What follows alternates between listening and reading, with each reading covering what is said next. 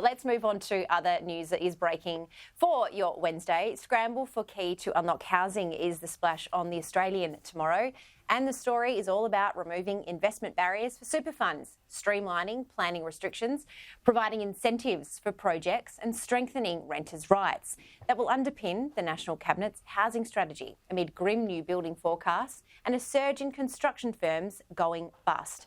Michelle, I'm sitting in Perth following on the Australians Bush Summit yesterday, and just today, like over in the past couple of hours, we've seen 2 West Australian building firms go into liquidation today. So it just goes to show that National Cabinet, if it's got to be all about housing, doesn't it, this week?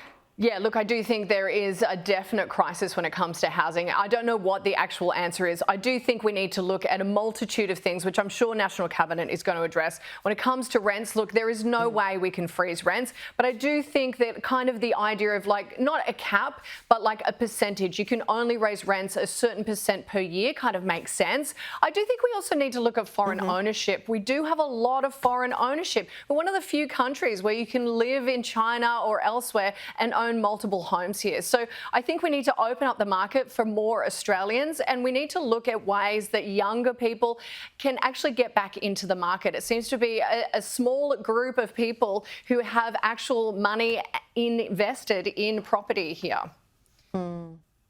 Yeah, it is really interesting that investment property is probably the dirtiest sort of phrase that you can utter in Australia right now. So it's be interesting to see what the PM and the premiers and chief ministers have to say out of that meeting.